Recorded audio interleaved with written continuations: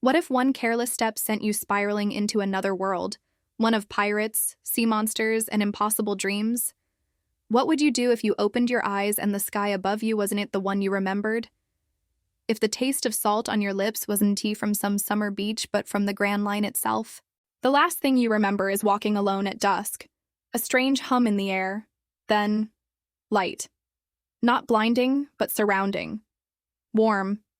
It wraps around you like water, and you fall through something that isn't quite sky, isn't quite space. There's no time to scream.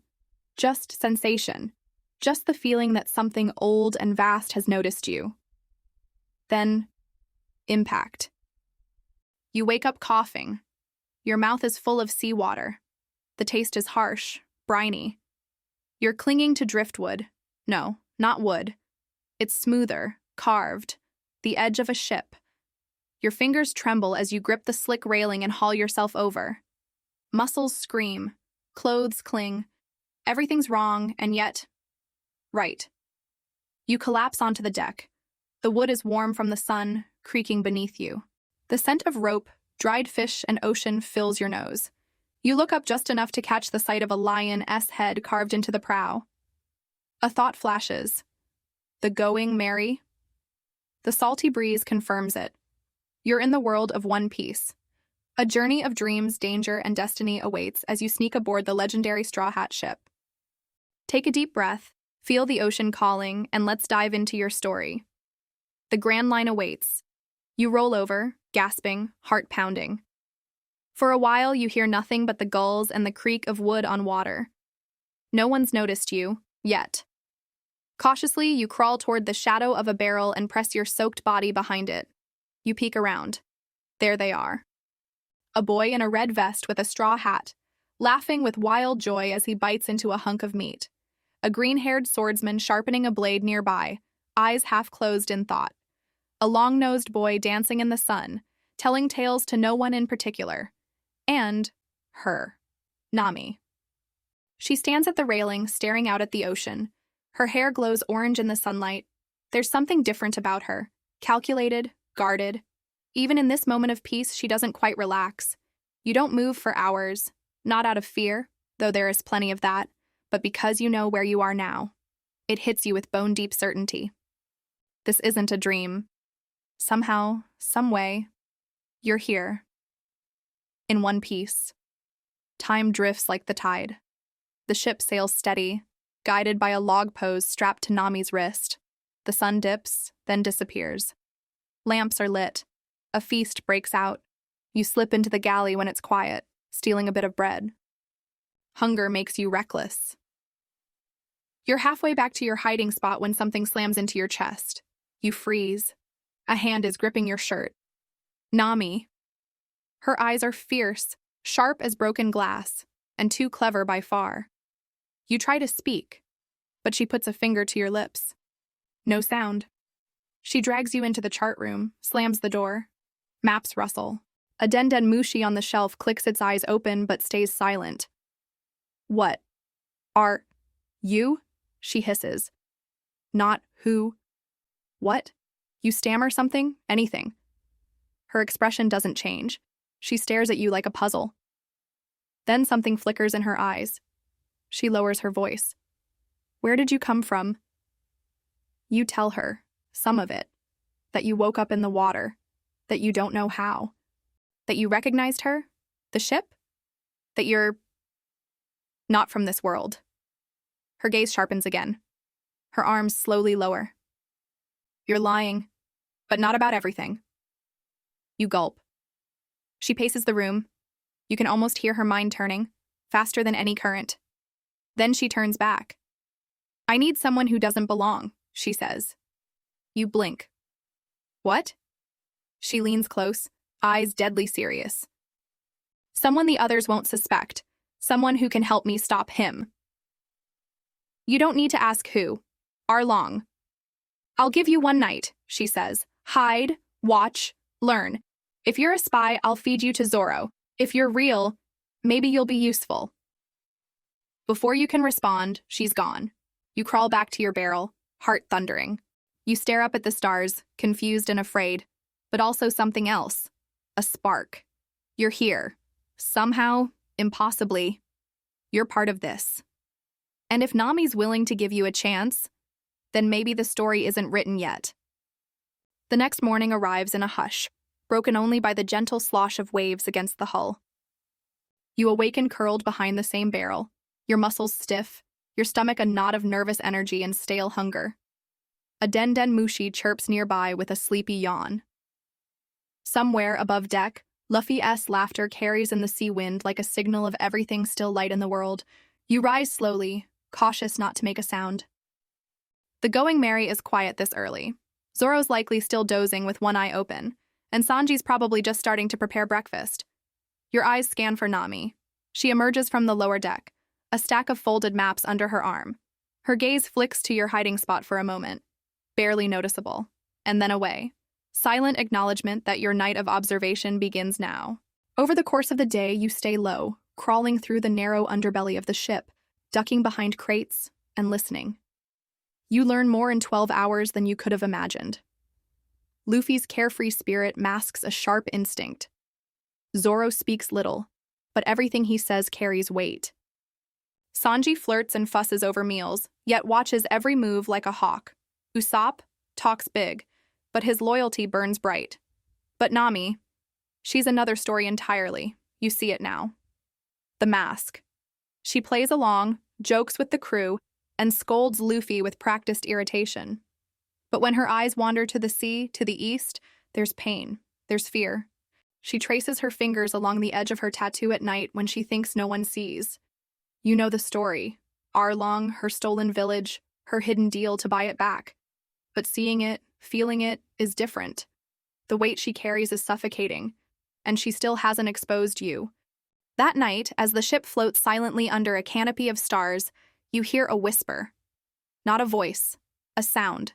Familiar, soft, your own heartbeat, but it echoes, louder, again. Thump. You press your hands to your chest. The sound isn't just inside you, it's around you, resonating faintly against the wood. You close your eyes, concentrate, and the heartbeat doubles. The sound swells outward like a wave, and then vanishes. What was that?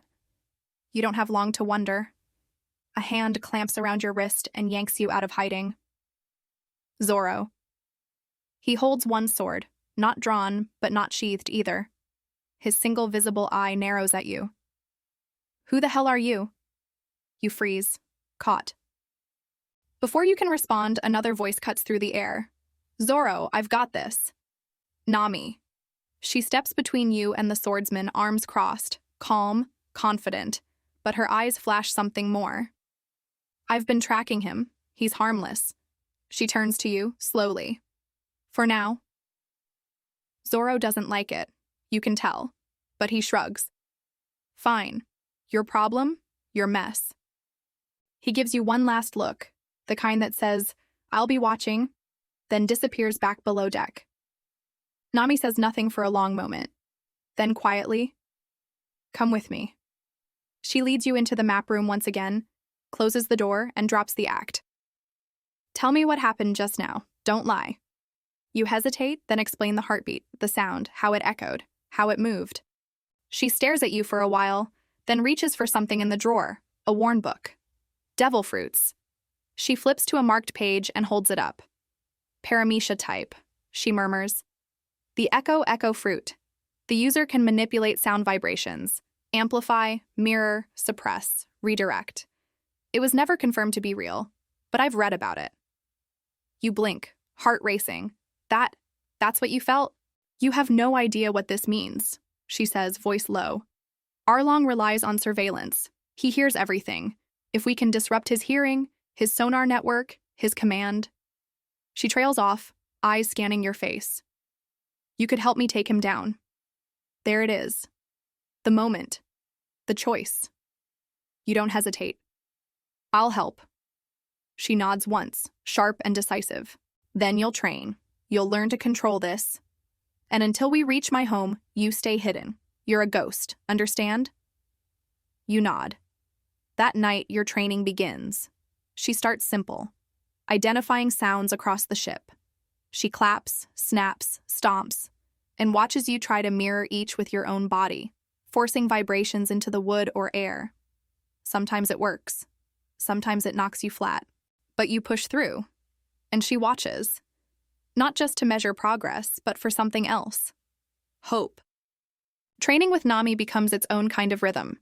Every day, between stolen moments and whispers, you explore the strange resonance blooming inside your body. You discover you can feel vibrations through your feet, trace patterns in sound like ripples across a pond. When Sanji drops a spoon in the galley, you feel it before you hear it. When Zoro swings his sword through the air, you sense the slicing wind brushing against silence. Nami teaches with the precision of a navigator and the patience of someone who has no time left. You know she doesn't trust easily, if at all. But when you're together, just the two of you in the chart room or crouched near the helm under cover of night, there's something fragile in her voice. Something human behind the walls.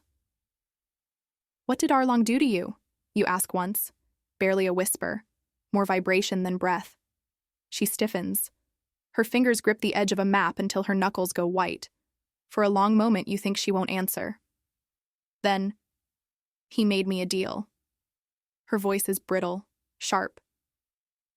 "Buy my village back for 100 million belly. I've been drawing maps for him ever since I was 8. Her mouth twists. It was the only way to keep bell-mère's dream alive. You say nothing. There's nothing to say. But later that night, when she falls asleep on her folded arms, you sit beside her and keep watch until dawn. You don't tell her you hear her crying in her sleep, muffled by the creak of the ship, lost in the hush of waves. The next day, you make your first breakthrough. Nami taps a spoon against a crate, a rhythm, quick and sharp, and you close your eyes. The beat echoes in your skull, then shifts, changes.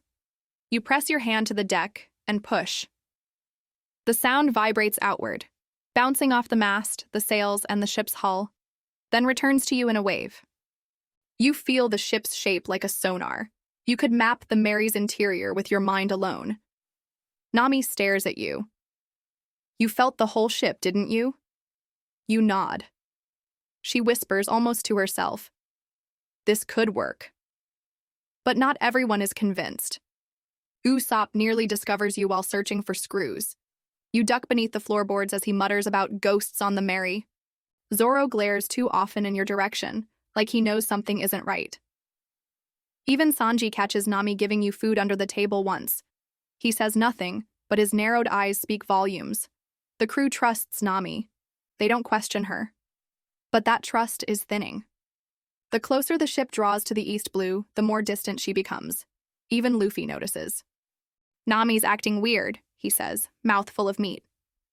"Think she's mad at me?" Zoro scoffs. "She's always mad at you." But the air is changing. The sky has gone darker, the wind heavier. You can feel it in your bones. Something is coming. Then, one night, Nami calls you to the bow. You both sit beneath the stars. She doesn't speak for a long time, just stares out at the sea. "We'll be there soon," she says finally. "Cocoyasi." Her voice trembles. It's the first time you've heard her sound afraid. "I've kept it secret for so long," she murmurs. "Luffy, he's a fool, but he's strong, too strong. If he goes after Arlong without knowing the truth, he'll get everyone killed. I can't risk that. Not again." You turn to her. "But you're not alone anymore." She laughs bitter. "A thief, a liar. That's what I am to them." "No," you say. "You're the reason they're still alive. They just don't know it yet." She goes still. Then slowly, she nods. And something changes between you. The walls crack. Later, when the island appears on the horizon like a bruise against the sky, she stands on the deck with you hidden just behind the mast. Her hands tighten on the railing. "I'm going home," she says, "and I'm going to end this." You whisper the words, almost without thinking. "I'll be right behind you." She doesn't look back, but you see the corner of her mouth twitch, and that's enough. The approach to Cocoyasi village is silent. Too silent. The Going Merry cuts through the sea like a ghost, her sails whispering in the wind. Nami stands at the helm, back straight, jaw locked, refusing to let her eyes drift to the shoreline. though you know every inch of it haunts her thoughts. She's different now, even from just a few days ago. Not broken, not numb, but ready. You hide behind a stacked crate on deck, heart pounding louder than the waves. Every creak of the ship feels like thunder in your ears. The sounds have sharpened, almost painfully so. The echo fruit has grown louder inside you. Sometimes it whispers, sometimes it roars. Zoro doesn't even pretend to hide his suspicion anymore. His eye scans the ship constantly. He mutters something to Luffy, who tilts his head with that innocent grin, then shrugs it off. If Nami's got a plan, I trust her.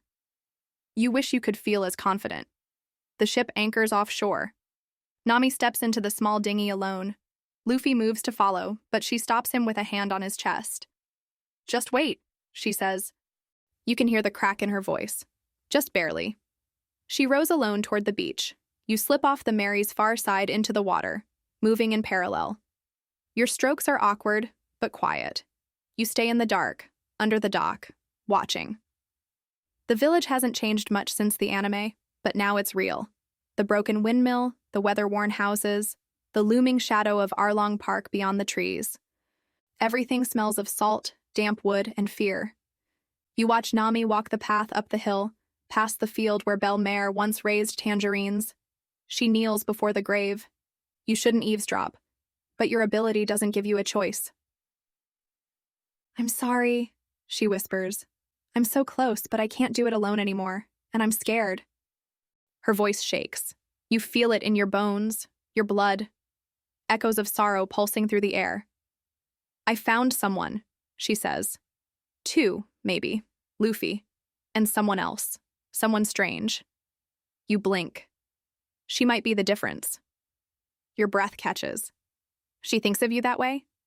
Suddenly, heavy footsteps thud in the distance. Nami stands quickly, turning toward the road. You follow the sound.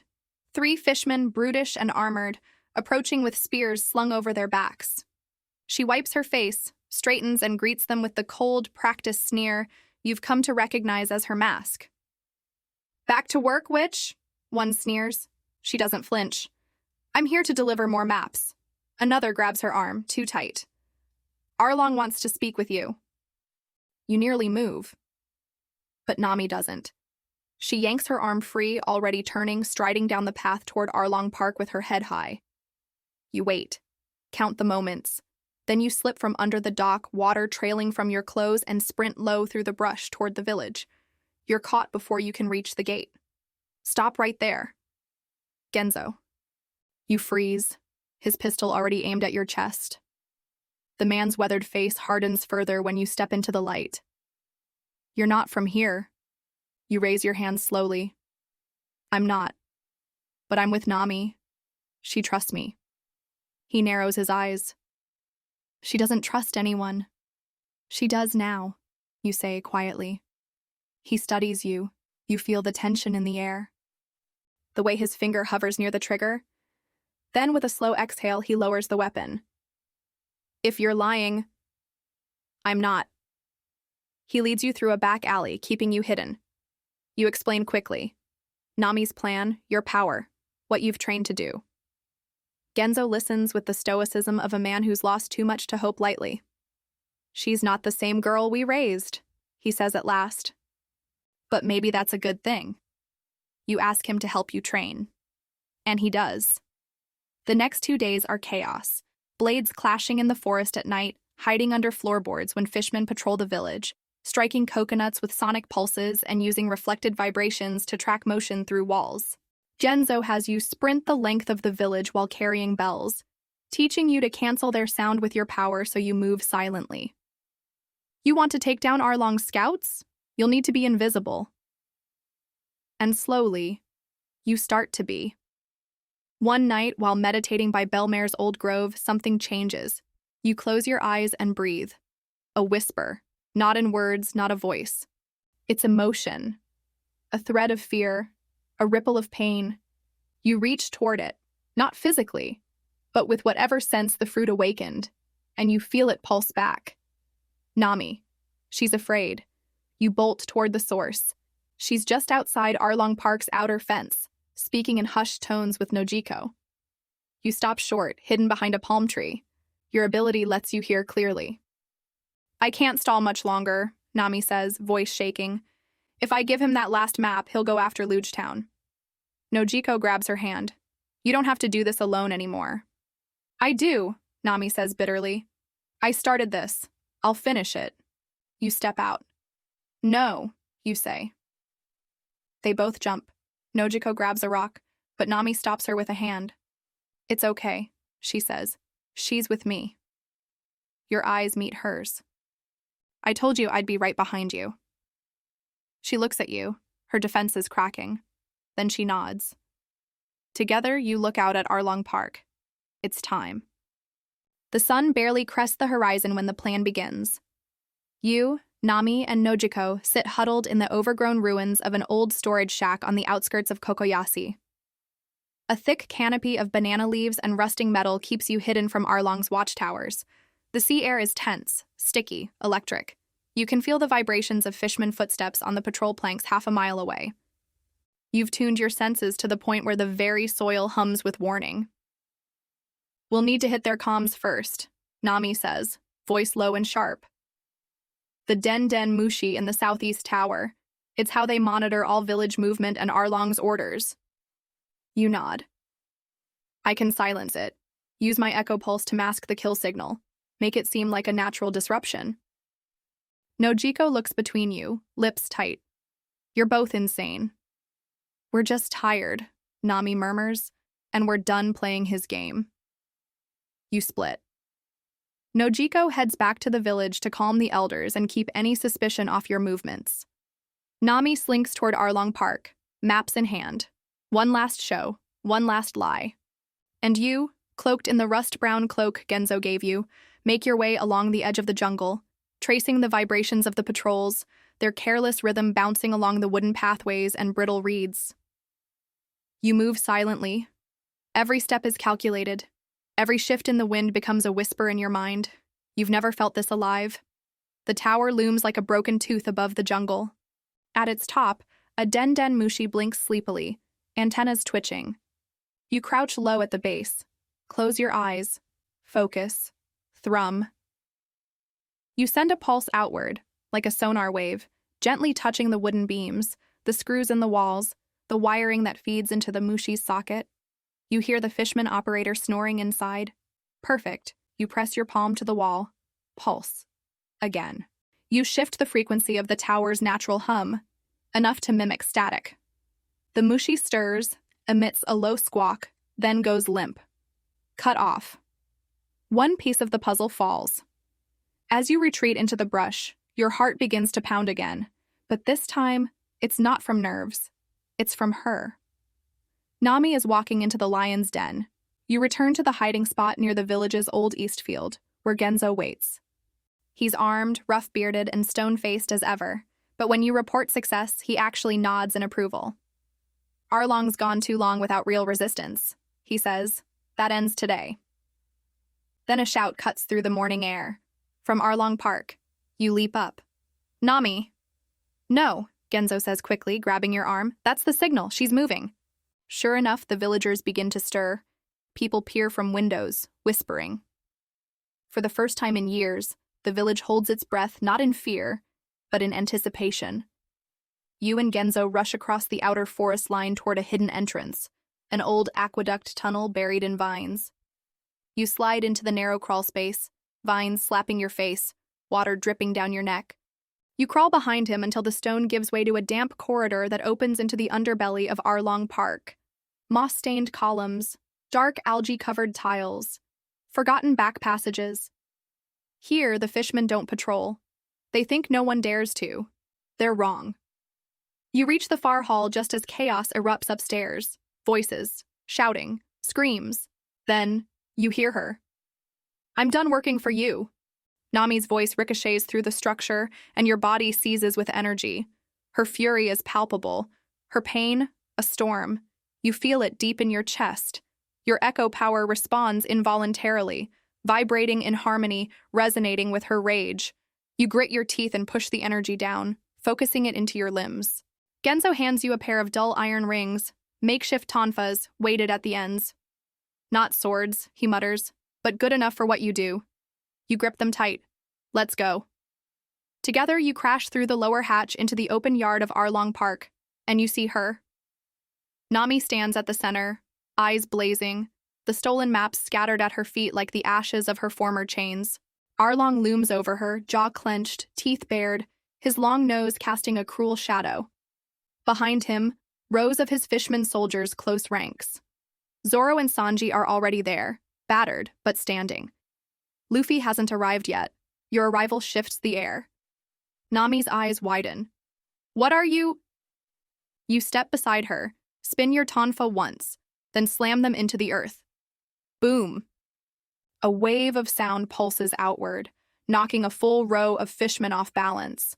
Arlong stumbles slightly, more surprised than hurt. He snarls. Who is this worm? You lift your head. I'm the voice you couldn't silence. Corny? Maybe, but it feels right. Nami lets out a breath. Just one, but it's enough. You see it? The crack in her fear, the swell of trust. Arlong points a finger. Kill them. And everything erupts. The battlefield explodes into chaos. Fishmen surge forward like a crashing tide, hulking bodies, webbed hands gripping jagged spears and rusted blades. Zoro charges in headfirst, 3 swords gleaming, while Sanji spirals into the fray with deadly grace.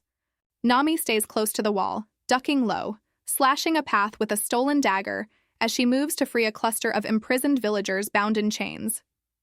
You lock eyes with a fishman officer barreling toward you, tall, armored, with silver scales that catch the light like steel. His club hums with menace as he swings downward. You sidestep, narrow, timing your breath with your heart. You slam your tonfa together with a sharp crack, then release a reverberating shock pulse through your chest, out your arms and into the club just before it hits. Throom. The sound wave diffuses the impact just enough for you to twist under his reach. You pivot, spin, and strike his ribs, echo amplified, sending him flying into a support pillar. He collapses with a wheeze, and the air trembles with the force of your echo. It's working. You're using your devil fruit not just to make noise, but to fight. Around you, the world narrows into motion, sound, and instinct. Every vibration is a message. Every movement pulses through the ground like music you can read. You dodge one attacker, redirect a second with a burst of sonic feedback. One tries to grapple you. You scream into your elbow, amplify the frequency into his gills. He flails, screaming, and drops. But then, it shifts. The air thickens. A new fishman enters the courtyard. Taller, slower, colder. Kurubi. He steps over fallen allies without blinking, eyes fixed on you. You're not from this sea, he says. You stink of the surface. Weak. Soft. Your hands tighten around your weapons. I'm not here to impress you. Kurubi doesn't reply. He moves. Fast. Too fast. You bring your tonfas up, try to pulse, but he's already behind you. A blow lands in your side like a hammer to a ribcage. You crash into the stone wall, gasping. Pain explodes in your shoulder. He's strong. More than you expected. He stalks toward you, expression calm. You fight like a child playing drums. You stagger to your feet, blood in your mouth, limbs screaming. Your ears ring, not from your own power, but from his. You realize it too late. He is using water pressure within his strikes to disrupt the sound around you. Each move blurs your rhythm, severs your feedback loop. I'll break your body, he says. You grit your teeth. I'm not done. You close your eyes even as he rushes in. Focus. No sight. Just vibration. Just rhythm. You listen. Not to him, but to Nami. She's behind you, freeing more villagers. Her breath hitching with every heartbeat. You feel her desperation in the air, the silent scream of a girl who's done being afraid. You open your eyes, and you match it. Kurubi's fist lashes out, straight at your head. You duck, pivot, and clap both tonfa together with all your strength. Krang! The blast of sound explodes outward, slamming into Kurubi's chest mid-swing. It throws off his balance just enough. You follow up immediately, echoing that same blast into his feet through the stone, making the ground quake beneath him. He stumbles. You surge forward, screaming with everything in you. Tonfa first, you amplify a pulse. Directed, focused, no longer wild. The wave hits his gut and bursts inward like a cannon shot. Karubi drops to one knee. Sanji appears like lightning, launching a flaming kick into the side of the stunned fishman's head, sending him sailing through the park gates. You collapse to one knee. Sanji helps you up. Didn't know we picked up a musician. He smirks. You wheeze a laugh. I'm still tuning the strings. Then a roar splits the sky. Arlong. He's at the tower now. Nami stands before him, bleeding, eyes wide. He's holding something. Her maps. Torn. Scattered. You betrayed me, he snarls. Nami doesn't flinch. I was never yours. He lunges. You run. No thought. No pain. Just motion. You leap between them and slam both palms into the ground. Boom! The shockwave blasts outward, but Arlong powers through it. Your eyes lock with Nami's. She's terrified, but not for herself. For you. Arlong brings down a sword too large for a human to even lift. You brace for impact, but it never lands. Luffy. His foot crashes down from above, crushing Arlong's weapon mid-swing. I'm here, he grins. Sorry I'm late. The tide turns. Behind him, Zoro reemerges, bloodied but grinning. Sanji lights another cigarette. And Nami?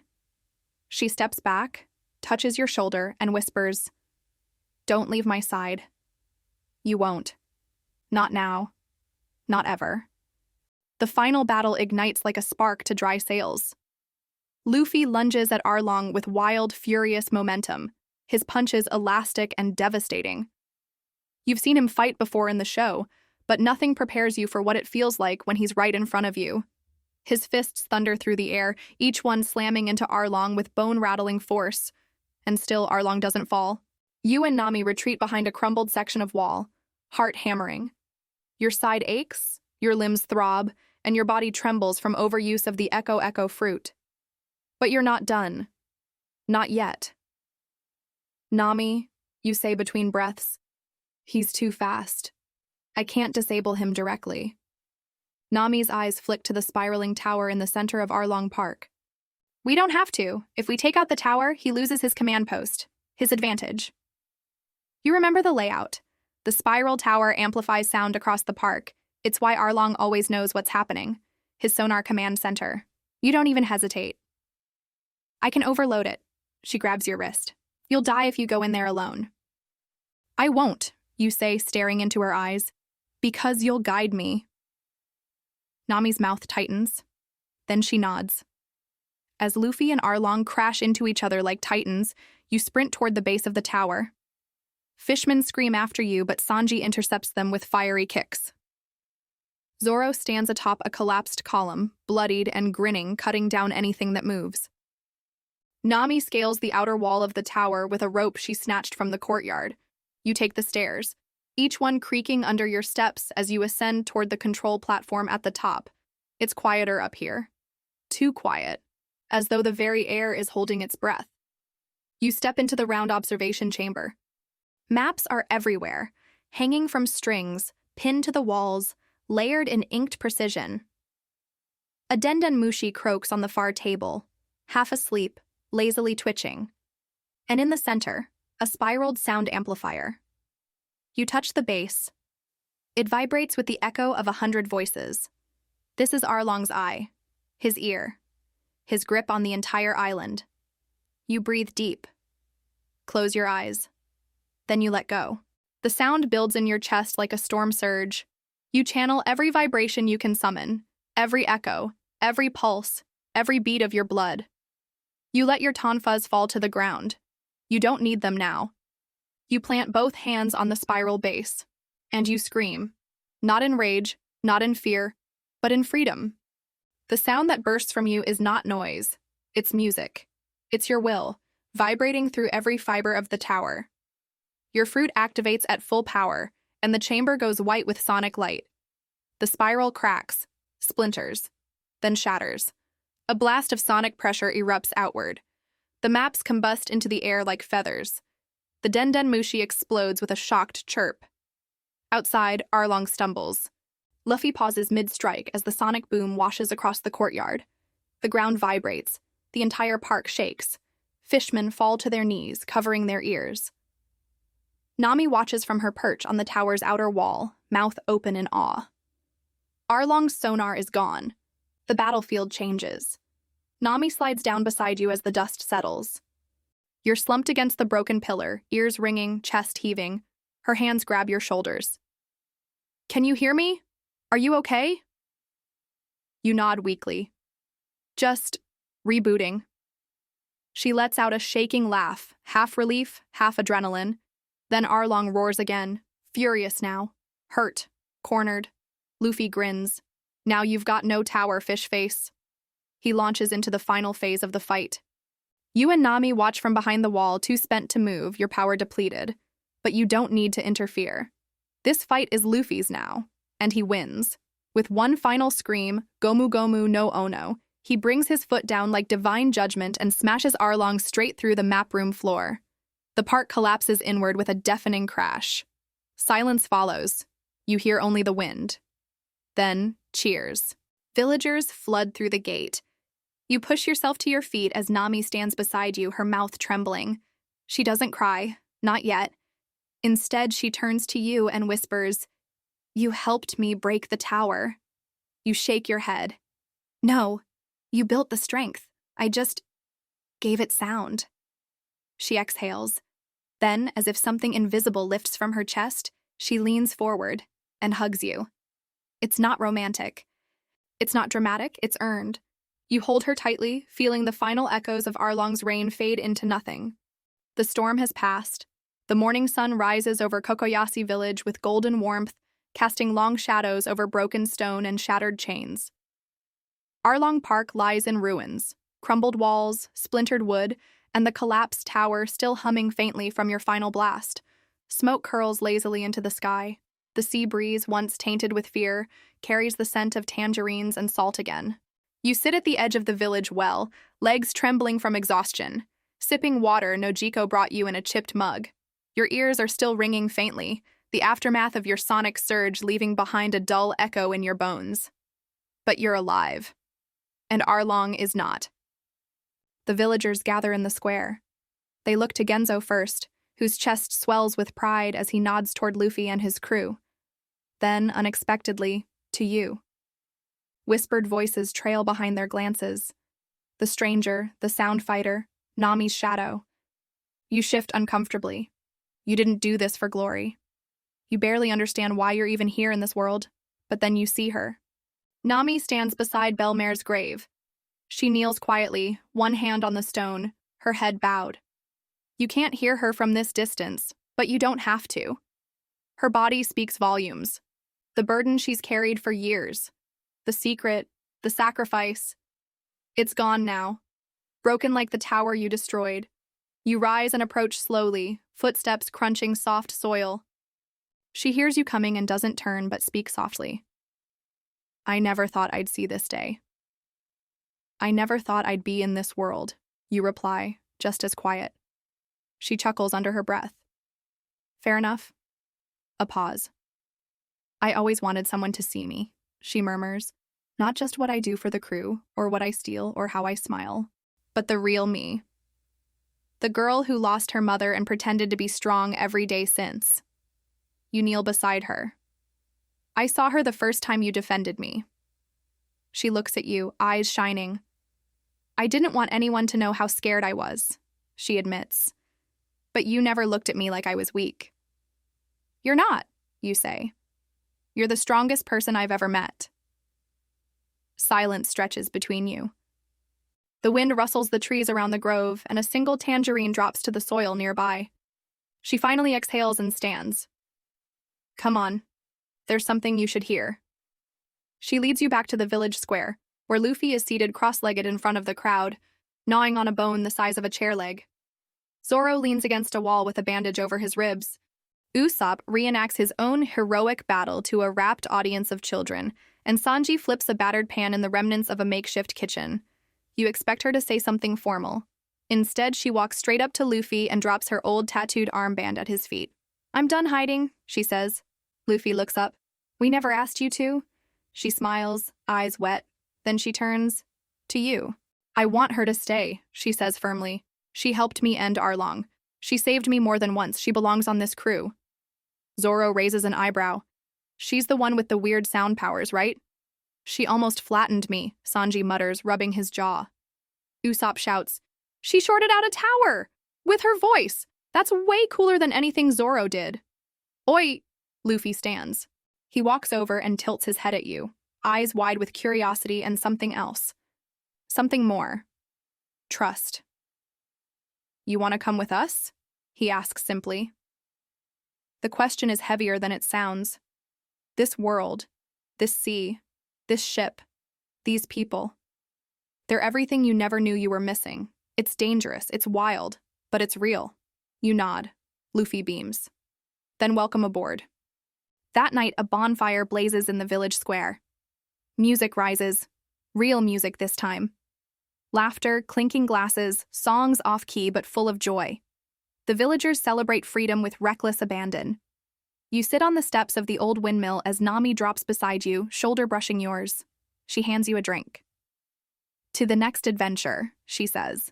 To freedom, you reply. You clink cups. And for the first time since you arrived in this world, you feel the sea not just under your feet, but in your heart. The dawn after the celebration arrives soft and golden, brushing Cocoyasi village in warm hues and slow, easy shadows. You stand at the shoreline, the waves brushing your boots, the tide low. The Going Merry bobs nearby, anchored just off the dock, its lion's head prow smiling as if it knows what comes next. Behind you, footsteps crunch on sand. Nami appears, her orange hair catching the light like fire through glass. She's holding a small bundle in her arms, rolled parchment, tools, and a folded cloak. For you, she says. You blink. What is it? She tosses it gently into your arms. Map tools, and your own navigation journal. You've seen this place through different ears. Thought you might want to start writing it down. You carefully unwrap the bundle. A worn logbook rests at the center. On the first page, in looping handwriting, she's written your name beneath the words, Echo Navigator. Your throat tightens. I don't even know how to chart stars. You'll learn, she shrugs, a small smile curling her lips. We all started not knowing something. Luffy didn't know how to tie a rope when we met. Zoro still doesn't. You laugh, then grow quiet. The sea wind pulls at your coat. You glance at the Mary. Are they okay with this? Me joining? They're straw hats, she says, looking toward the ship. We don't take people in because they're perfect. We take them in because they make us stronger in ways we don't expect. Her words hit deeper than you expected. Sanji waves from the Mary's galley, holding a spatula in one hand and a fresh pot of coffee in the other. Usopp yells something unintelligible about making a new flag for the Sound Girl, while Zoro snores against the mast, as if to say, if she survived Arlong, she's fine.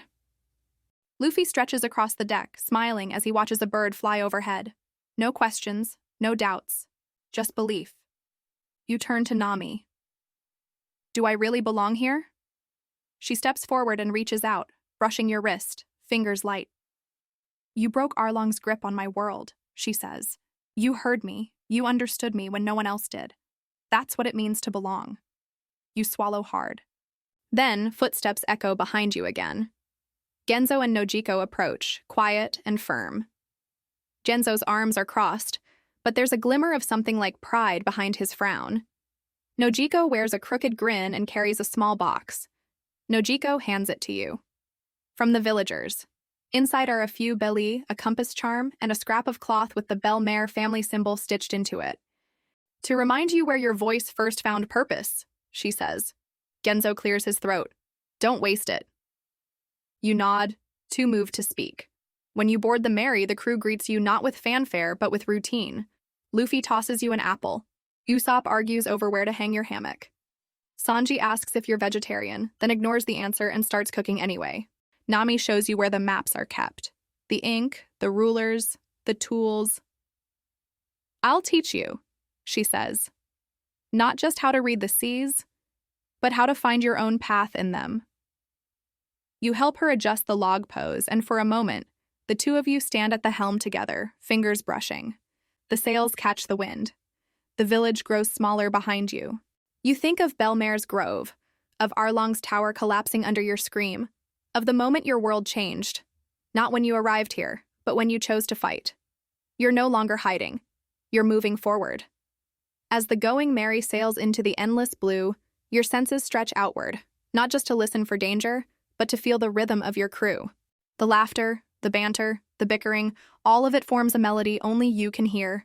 And you think, maybe this was always where I was supposed to be. The Grand Line is still far off on the horizon, but even now, you can feel the pull of its chaos in the ocean's rhythm. The going merry sails smoothly beneath a crisp sky. For the first time since you arrived in this world, there's peace, not just around you, but within. The tension that gripped your chest like a vice since waking in that strange sea is finally beginning to ease. Your days now fall into a rhythm. Morning training on deck with Zoro, who grunts instructions between yawns and occasionally shouts at you when your footwork slides. He never says it outright, but you can tell. He respects you now, especially after hearing how you dropped Karubi using only your voice.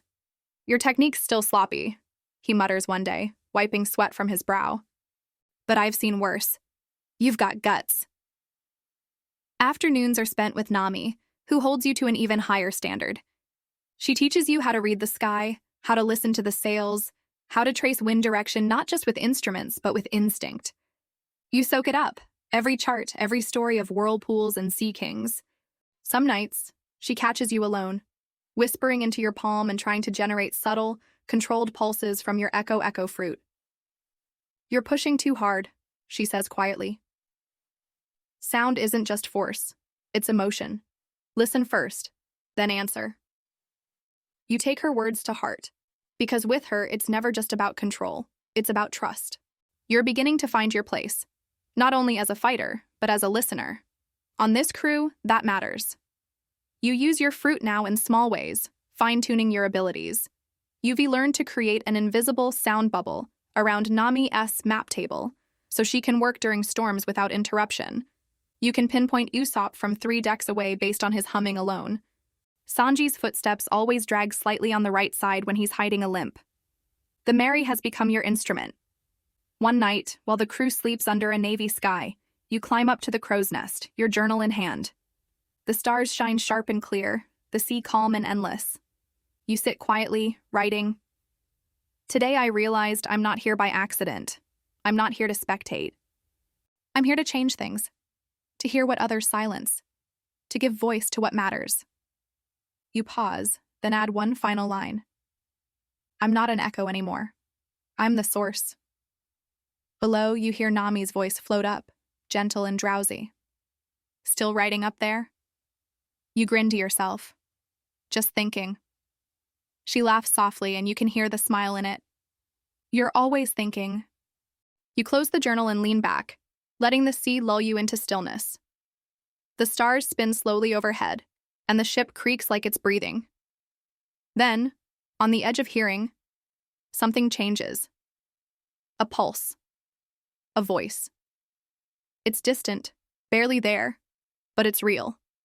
Not a human voice. Not Fishman. Something deeper. Older. It shudders through the water like the exhale of a leviathan. Your heart skips a beat. You touch the mast, press your palm flat, and concentrate. The ocean speaks again. A whisper, a warning. You've never felt this before. But you understand. You whisper into the wind. There's something coming. You don't know what, but you know it's big. And for the first time, you don't feel fear. You feel ready. The following morning, the sea changes. It's subtle at first, just a heaviness in the air, a deeper roll in the waves, a distant rumble that isn't thunder. You stand at the bow of the Going Merry barefoot, eyes narrowed toward the horizon, where the sky ripples like a pulled curtain. Your skin prickles with tension. Your echo fruit pulses faintly without you summoning it. You're not alone in feeling it. Nami joins you with the log pose clutched in her hand. The needle spins erratically before locking into place with a sharp twitch. She frowns. That's not supposed to happen unless... Something's bending the currents. You finish. She glances at you, surprised, then nods. Behind you, the crew starts to stir. Luffy stretches wide, grinning lazily, while Zoro climbs out from below deck with one eye already narrowed at the strange sky. Usopp peeks above deck, notices the tension, and immediately starts talking about sea monsters and cursed clouds. Sanji lights a cigarette with a flick, watching you more closely than the sea. Then, it hits. A deep, vibrating boom rolls through the ocean, not from above, but below. The ship rocks violently. A wave, not wind-driven, but displaced, lifts the Mary and drops her with a loud slam. Everyone grabs onto whatever they can. You hit your knees, one hand pressed to the deck, the other gripping the rail. But what you feel isn't panic, it's speech, not in words, in rhythm. The sound pierces you from beneath the water, resonant and alive. A single slow pulse, and your echo power sings in response. "What the hell is that?" Zoro demands. Nami stares into the water. "It's alive." Luffy grins. "Cool. You speak without thinking. It's calling." They all turn to you. "Calling you?" Nami asks, her voice tight. You nod. I can hear its will." You move on instinct, stepping toward the mast. You close your eyes and reach, not physically, but with your power, projecting an echo downward, mimicking the pulse you felt. It sinks into the sea like a sonar ping, and for a moment, silence. Then it answers. Your knees nearly buckle. Visions not made of light but sound flood your mind. A long shadow under the waves, coils of ancient scale, eyes glowing like submerged lanterns. The creature isn't angry, it's mourning. You gasp aloud. It's hurt, trapped. "How can you know that?" Usopp squeaks, hugging a barrel. You open your eyes slowly. "Because I don't just hear sound anymore. I feel emotion in it." A gift of the Echo fruit, awakened by your bond with Nami, and forged in the collapse of Arlong's tower. You now sense more than noise. You read the language of intent behind vibrations.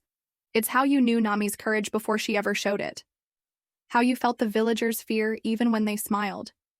And now it's how you know this creature isn't an enemy. "It's under the reef," you say. "Below the island current. There's wreckage pinning it. Probably a fallen ship, maybe chains." Luffy's face lights up. "Let's save it," Zoro groans. "Of course." Nami stares at you. She says nothing, but her eyes speak. "Are you sure?" You nod. The crew gets to work with Luffy and Zoro preparing to dive while Usopp and Sanji ready tools. But your role is different. You stand at the prow again and tune your pulse like a song, echoing calm and clarity into the depths. The sea responds in turn. It grows still, peaceful. Then, beneath the waves, a shape moves, huge, sinuous, gentle. A sea king. It surfaces slowly, head cresting the water, eyes closing as it feels your voice soothe its pain. The wreckage tangled in its fins creaks and groans, held together by rusted iron and rope. Luffy stretches his arms and snaps a beam in half. Zoro slices a chain like butter. The creature shifts, finally free, and with a low, grateful hum, it dives back down, vanishing into the blue. Silence reigns. Then a single chime echoes in the air, like the ring of a bell heard across the sea. "What was that?" Nami asks. You smile faintly. "A thank you." The air lifts. The log pose resets, this time pointing steadily. Whatever anomaly was disrupting the current is gone. The Mary sails smoother now. The sky clears. Later that night, as the crew celebrates another strange victory with laughter and plates of overcooked fish, Nami sits beside you again, just like before. "You're not just a fighter," she says. "You're a translator." You look at her, puzzled. "For people who don't know how to say what they feel." You glance down at your hands. Maybe she's right. The wind picks up as the Going Merry crests the final stretch of east blue. The sea glimmers beneath golden sunlight, and the log pose twitches ever so slightly, its needle steady now, unwavering, pointing toward the horizon. The Grand Line lies just beyond that edge. The crew bustles with quiet excitement. Luffy hums to himself while watching clouds drift by like dreams. Zoro sharpens his blades with methodical focus.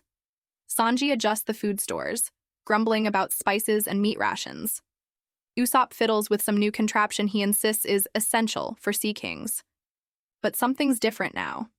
There's a calmness to it all. A rare stillness before everything changes. You find Nami alone at the bow, staring out, her orange hair stirring in the breeze. She doesn't speak at first, just stands there, arms folded, face unreadable. You step beside her, silent for a moment. Then she says it. This is where it started. You follow her gaze to a distant shape on the edge of the map. Reverse Mountain. Once we cross, there's no turning back. You nod. You ready? She doesn't answer right away. Then softly, I don't think I was ever ready. But I kept walking. You understand that more than she knows. You look out over the sea and reach deep into yourself. Into the hum that becomes second nature now. You let your hand rest on the railing and pulse gently, quietly. The vibration travels along the wood, echoing through the ship like a heartbeat. It's not a weapon this time. It's a song. And something sings back. Not words, not even emotions, just presence. The ship, the sea, the crew. They've all become your symphony. You're not afraid anymore. Suddenly, a loud shout from the crow's nest. Ship ahead! Zoro's up in an instant. Usopp fumbles with his goggles. Nami snaps into navigator mode, pulling the telescope from her belt. You rush with her to the helm. Through the scope, you spot it. A marine patrol vessel, fast and sleek, flying the colors of the East Blues Enforcement Division. Smaller than most, but maneuverable, and headed straight for the Mary. They must have tracked the Arlong fallout, Nami mutters. We didn't exactly sneak away. Luffy bounds to the helm, grinning ear to ear. You want to fight or run? Nami hesitates. You make the call. Run, you say. Let me cover us. They nod without question. You take position at the rear of the ship, close your eyes, and breathe. The Marines fire a warning shot across the water, a booming cannon blast that explodes behind the Mary's wake. But you're already moving. You press your hand to the railing and push a powerful controlled pulse out in all directions. The shockwave travels outward, not hard but wide, scattering and refracting. Sound blurs, waves distort. To their sensors and Denden Mushi, the Going Mary vanishes in the swell of echoes. Confusion erupts on their deck. They search, shout, scramble. But you're gone. Nami yells, "Catch that gust! Hard starboard!" Sanji throws his shoulder into the sail lines. Zoro braces the mast. Usopp prays to whatever god will listen. And Luffy laughs. You surge forward into open water, the marine ship disappearing behind the shimmer of your illusion. The sky opens up again. Free. You drop to your knees, exhausted, hands tingling with the aftershock. Nami's beside you in seconds. That was amazing. You manage a smile. I call it a sound mirage. Just need a few days to sleep it off. She snorts. You've earned it. Later, as the stars return and the Mary sails quietly toward the Twin Capes, you sit alone again, watching the sea, trying to remember how it felt to be that lost, shivering figure behind a barrel on the Mary just days ago. You can't, because you're not that person anymore. You're not a stowaway. You're not a bystander. You're not someone caught in the current. You're part of it now. And tomorrow, when the Straw Hats pass through the wall of water and dive into the Grand Line, you'll be right there with them. Not as an echo, but as a voice of your own. The night before the crew reaches Reverse Mountain, Cocoyasi drifts back into view, just a sliver on the horizon now, a memory etched in silhouette against the stars. Nami stands near the rail, her gaze fixed on it. You join her, footsteps soft, not wanting to break the quiet. She doesn't flinch this time. You ever think about going back? You ask gently. She takes a long breath, then exhales through her nose. All the time, but not because I regret leaving, because I want to return stronger, for them. You nod. You already are. A silence passes, but it's not uncomfortable, just reflective. The Going Mary crests a gentle swell and the waves take on a rhythm you recognize, not wind-driven or tide-shaped. A kind of lullaby, quiet and slow. You smile to yourself. You've started to feel the CS music even when you not using your ability. It's part of you now, just like this crew is. Later that night, Nami passes you a folded cloth. I almost forgot. You open it. Inside is a weathered, salt-dried armband, the one she wore for years to cover Arlong's tattoo. You hold it like an artifact. She speaks softly. I don't need it anymore, but maybe you'll find a use for it, a reminder of where we started. You run your thumb over the worn fabric. I will. She looks at you, seriously. I didn't just survive because of Luffy. I survived because of you. You helped me hear the difference between being alone and being heard. You can't answer, not with words. So instead, you place your palm on the mast and hum softly, a tone that resonates up through the wood, weaving a slow, melodic pulse around the ship. It's not powerful, not dangerous, just warm. She smiles. You'll make a fine pirate. The next morning, the Mary creaks beneath you as you approach the base of Reverse Mountain. Towering cliffs rise on either side, carved by centuries of crashing sea. A waterfall flows upward beside you. It's a madness of nature, and the gateway to the Grand Line. You're ready. The crew rushes to prepare, ropes drawn, sails trimmed. Luffy plants both feet on the deck, grinning like a man on the edge of a dream. This is it, he shouts. Let's go. As the ship climbs the rushing current, the world seems to slow. You brace your hand on the railing. The water hums beneath you, not violently, but powerfully. The sound is deep, old, alive. You hear the songs of 1,000 ships that passed before you. You feel their fear, their courage, their will, and yours answers back. The Going Merry crests the summit. Time stops. Then, you fall. The ship surges downward into the Grand Line like a bullet through destiny. Wind whips your hair, water crashes, laughter bursts from every throat on deck.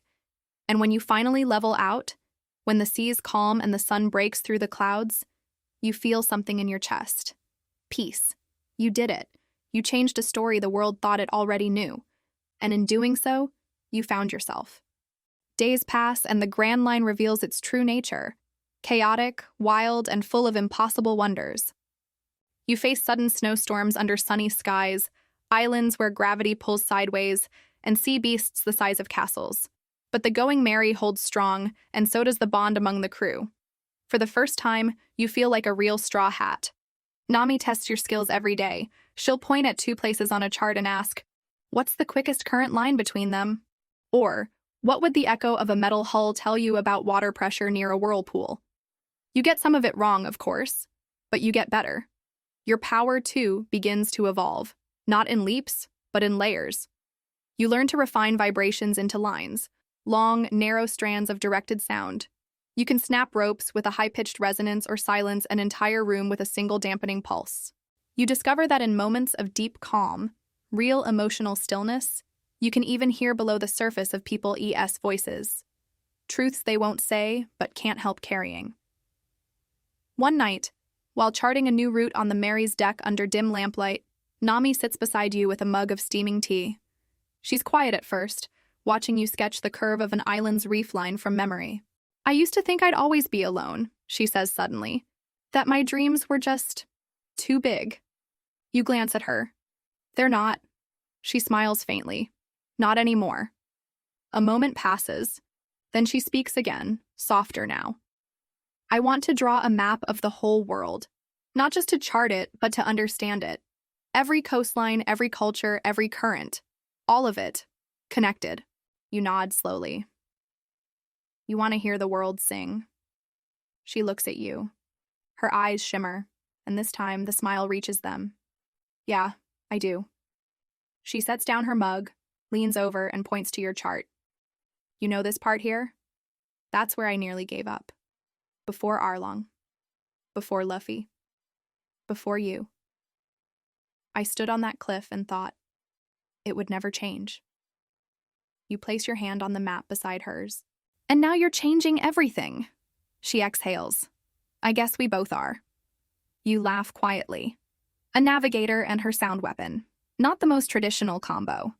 She grins. We've never been traditional. Training becomes ritual.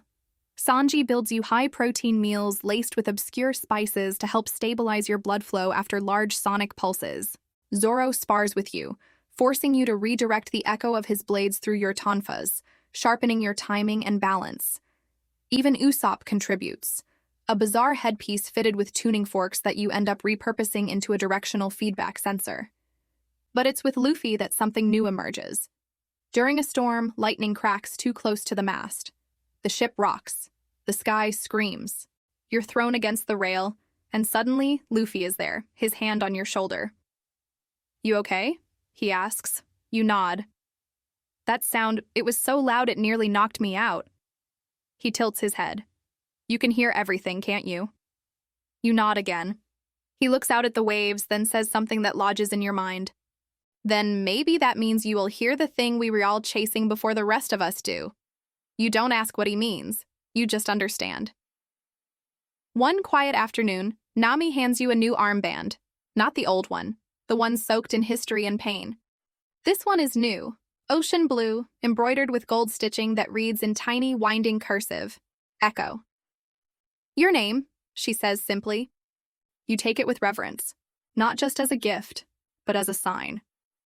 You're not just her shadow anymore. You're a voice, a presence, a crew member. When the others see it, no one says anything. They don't have to. They already knew. Bell-mare's grove rustles quietly under the warm east-blue sun. You walk alone now, boots treading lightly on the soil that once held roots of fear and pain. It's been weeks since the crew left Cocoyasi, and yet something inside you pulled you back. A promise you hadn't realized needed keeping.